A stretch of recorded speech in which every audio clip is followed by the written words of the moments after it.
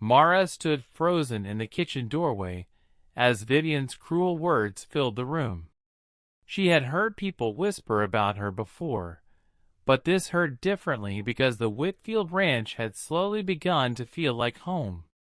Daniel stepped forward, his expression becoming cold. "Enough, Vivian." His voice was calm, but everyone heard the warning in it. Vivian folded her arms. "I'm only saying what everyone else is thinking. She arrived with nothing, and now your father treats her boy like family."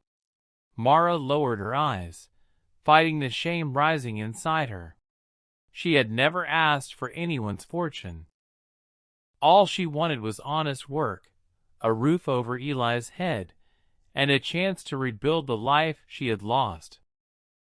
That night, Mara quietly packed her trunk. Eli watched from the bed, confused. "Mama, are we leaving?" She nodded, though her heart felt heavy. "Maybe we should." Before she could lift the trunk, Daniel appeared in the doorway. His eyes went to the packed belongings, then to Mara. "You're leaving because Vivian insulted you?" Mara shook her head. "I'm leaving because I don't want anyone thinking I came here for your family's money." Daniel stepped inside but kept his distance. "Then don't take our money. Take your wages. You earned every dollar." Mara looked at him silently. "But don't leave because someone else decided you don't belong here." Outside, thunder rolled across the distant hills. Daniel lowered his voice.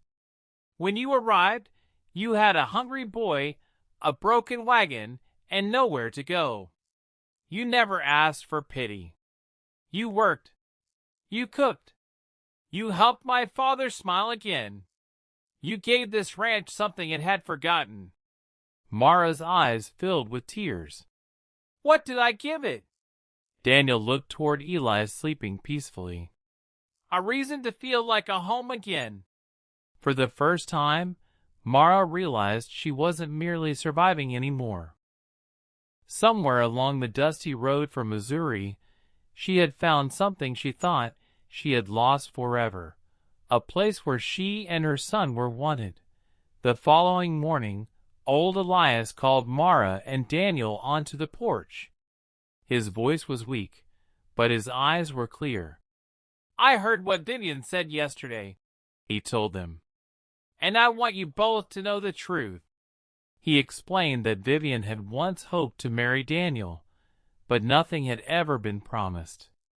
She had returned believing the ranch would eventually become hers. Elias looked toward Mara.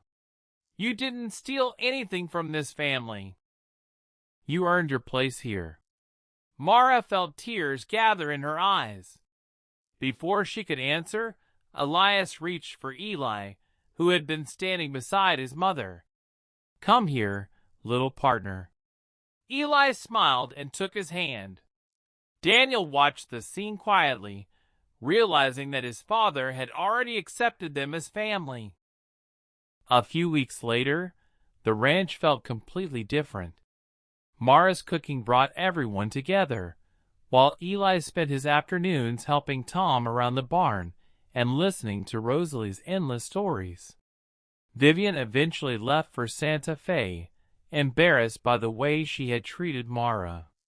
Before leaving, she apologized, and Mara accepted without anger. One evening, Mara stood beside the cottonwood tree where Daniel had first found her and Eli. She remembered how frightened and exhausted she had been that night. Daniel joined her, carrying 2 cups of coffee.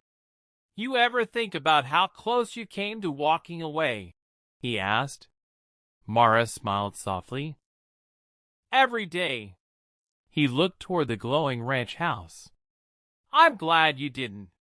Mara looked at him, then at Eli laughing with Rosalie on the porch. For the first time in years, she felt no fear about tomorrow. She had lost a husband, a home, and nearly everything she owned, but life had given her another chance. Not the life she once imagined, but one built from kindness, honest work, and people who chose to stand beside her. And that was enough.